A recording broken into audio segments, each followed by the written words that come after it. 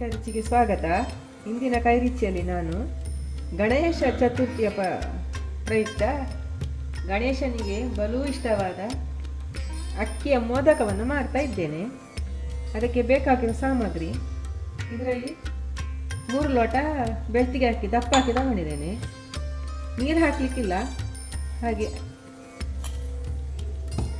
ಮತ್ತು ಅದಕ್ಕೆ ಅಷ್ಟೇ ಎಷ್ಟು ಅಕ್ಕಿ ತಗೊಂಡಿವೆ ಅಷ್ಟೇ ಬೆಲ್ಲ ತಗೊಂಡಿದ್ದೇನೆ. ಆಮೇಲೆ ಅಷ್ಟೇ ಕಾಯಿ ತುರಿ ತಗೊಂಡಿದ್ದೇನೆ, ಹಸಿ ತುರಿ. ಆಮೇಲೆ ಅಲಂಕಾರಕ್ಕೆ ಬೀಜ, ಸ್ವಲ್ಪ ರುಚಿಗೆ ಉಪ್ಪು, ಆಮೇಲೆ ಏಲಕ್ಕಿ ಪುಡಿ. ಮೊದಲಿಗೆ ನಾವು ಈ ಅಕ್ಕಿಯನ್ನು ಒಂದು 10 ನಿಮಿಷ ಸ್ವಲ್ಪ ಒಂದು ಅಕ್ಕಿ ಹುರಿದಾಗಿ ಸ್ವಲ್ಪ ಅದರದ್ದು ಪರಿಮಳ ಬರ್ತದೆ ಅಲ್ಲಿ ತನಕ ಸ್ವಲ್ಪ ಹುರ್ಕೊಳ್ಳುವ ಅಕ್ಕಿಯನ್ನು. 10 ನಿಮಿಷ ಹುರಿದರೆ ಸಾಕು.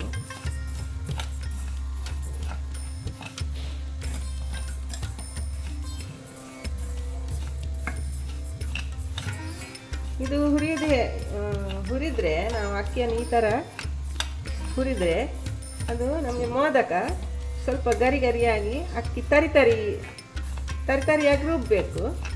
ಆಗ ಮೋದಕ ಒಳ್ಳೆ ಟೇಸ್ಟಾಗಿ ನಮಗೆ ರುಚಿ ಆಗ್ತದೆ ಅದಕ್ಕೆ.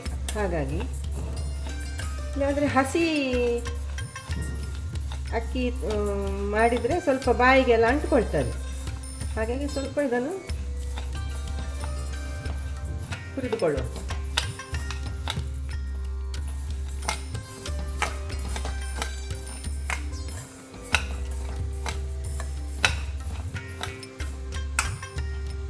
ನೋಡಿ, ಇಷ್ಟು ಹುರಿಬೇಕು. ಒಂದು ಸ್ವಲ್ಪ ಕಲರ್ ಚೇಂಜ್ ಆಗಬೇಕು ಅಕ್ಕಿಯದ್ದು. ಹಳದಿ ಪೂರ ಬ್ರೌನ್ ಅಲ್ಲ, ಸ್ವಲ್ಪ ಲೈಟಾಗಿ ಹುರಿದು. ಆಮೇಲೆ ಇದನ್ನು ನಾನು ಅಕ್ಕಿ ತೊಳಿಲಿಲ್ಲ.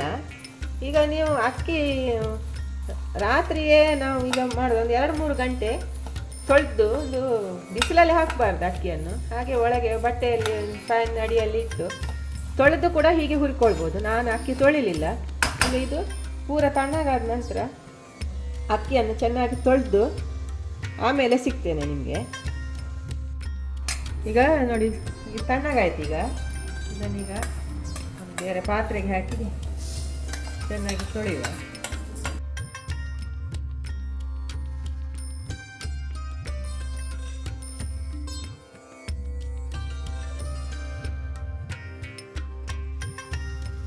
ಎರಡು ಸಲ 3 ಸಲ ನೀರು ಹಾಕಿ ಹೀಗೆ ಚೆನ್ನಾಗಿ ತೊಳೆದು ತರ್ತೇನೆ.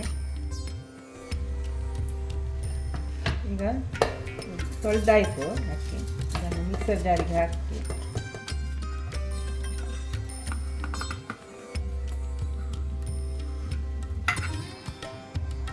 ತೆಂಗಿನಕಾಯನ್ನು ಹಾಕ್ತೇನೆ. ತೆಂಗಿನಕಾಯಿ ನೀವು ಎಷ್ಟು ಜಾಸ್ತಿ ಹಾಕಿದರೂ ತುಂಬ ರುಚಿ ಆಗ್ತದೆ. ಇದು ಉಪ್ಪು ಹಾಕ್ತೇನೆ, ಸ್ವಲ್ಪ ನೀರು ಹಾಕಿ. ಜಾಸ್ತಿ ನೈಸ್ ಬೇಡ, ತರಿಯಾಗಿ ರುಬ್ಬಿ ತರ್ತೇನೆ.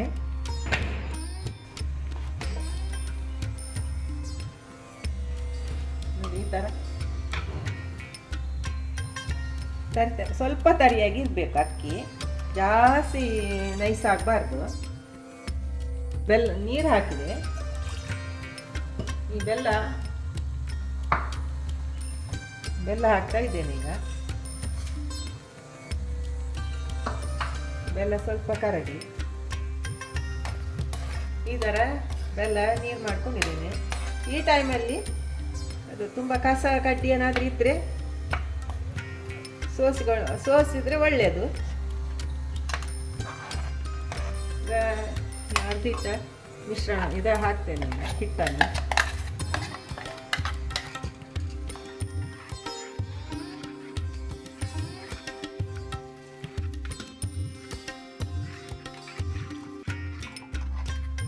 ಇದನ್ನು ನಾವು ದೋಸೆ ಹಿಟ್ಟಿನ ಹದಕ್ಕೆ, ದೋಸೆಗಿಂತಲೂ ಸ್ವಲ್ಪ ತೆಳುವಾಗಿ ಇರಬೇಕು ಇದು ಹಿಟ್ಟು. ನಾವು ಈಗ ಹೀಗೆ ಮಗ್ಸ್ತಾ ಇರಬೇಕು. ಹೀಗೆ ಒಂದು ಇದು ಗಟ್ಟಿ ಆಗೋ ತನಕ ಮಗ್ಸ್ತಾ ಇರಬೇಕು. ಇದು ಈಗ ಏಲಕ್ಕಿ ಕೂಡ ಹಾಕ್ತಾ ಇದ್ದೇನೆ. ಇಷ್ಟು ಕಾಲು ಚಮಚ, ಕಾಲು ಕೂಡ ಇಲ್ಲ, ಸ್ವಲ್ಪ ಸಾಕು.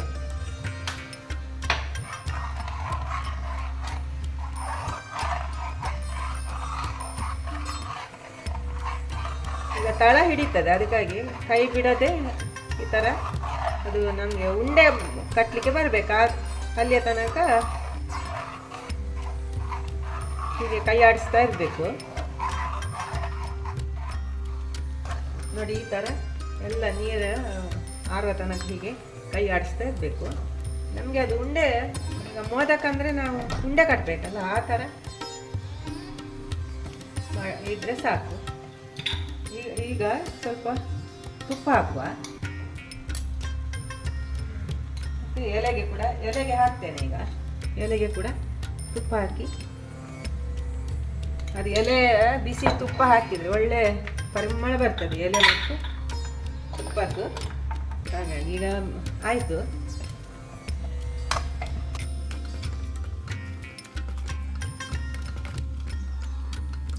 ಬಂದ್ ಮಾಡ್ತಾನೆ ಗ್ಯಾಸ್.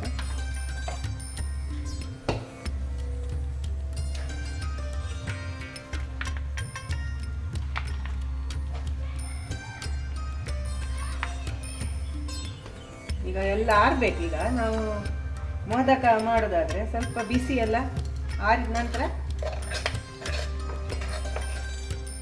ಇದನ್ನೀಗ ಮತ್ತೆ ನಾವು ಇಡ್ಲಿ ಪಾತ್ರೆಯಲ್ಲಿ ಬೇಯಿಸಲಿಕ್ಕೆ ಇರಬೇಕು. ಹಾಗಾಗಿ ಇದು ಒಮ್ಮೆ ಬೆಂದ ಹಿಟ್ಟಲ್ಲ, ಹಾಗಾಗಿ ಒಂದು 10 ನಿಮಿಷ ಬೆಂದರೆ ಸಾಕು. ಮಾತ್ರ ಮೋದಕ ಇಡ್ಲಿ ಪಾತ್ರೆ ಅದಕ್ಕೆ ನೀರು ಹಾಕಿದೆ.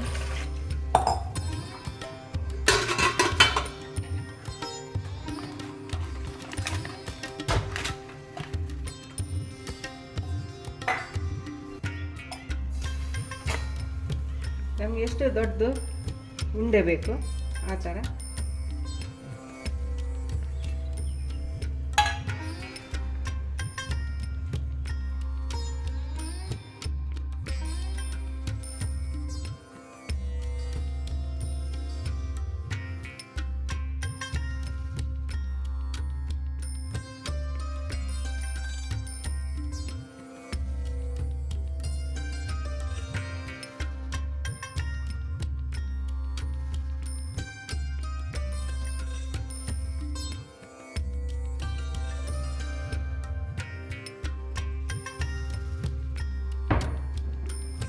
ಇದನ್ನೀಗ ಬೇಯಿಸುವ. ಒಂದು 10 ನಿಮಿಷ ಬೆಂದರೆ ಸಾಕು.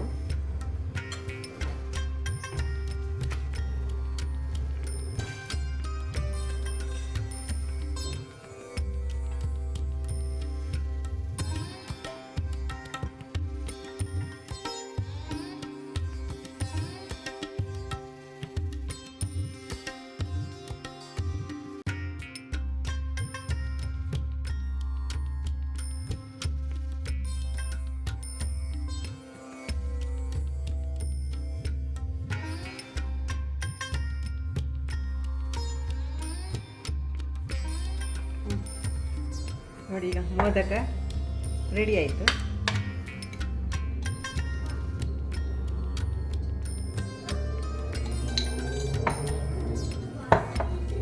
ಹೀಗೆ ತುಪ್ಪ ಹಾಕ್ಕೊಂಡು ಬಿಸಿ ಬಿಸಿಯಾದ ಮೋದಕ ರೆಡಿಯಾಗಿದೆ ನೋಡಿ. ಈಗ ಗಣೇಶ ಹಬ್ಬ ದಿವಸ ಮಾಡಿ ಗಣೇಶನಿಗೆ ಸಮರ್ಪಣೆ ಮಾಡಿ ನೀವು ಕೂಡ ತಿನ್ನಿ. ಹೀಗೆ ಮಾಡಿ ಮನೆಯಲ್ಲೇ ಮಾಡಿ ನನಗೆ ಹೇಗೆ ಆಗಿದೆ ಅಂತ ಕಮೆಂಟ್ ಮೂಲಕ ತಿಳಿಸಿ.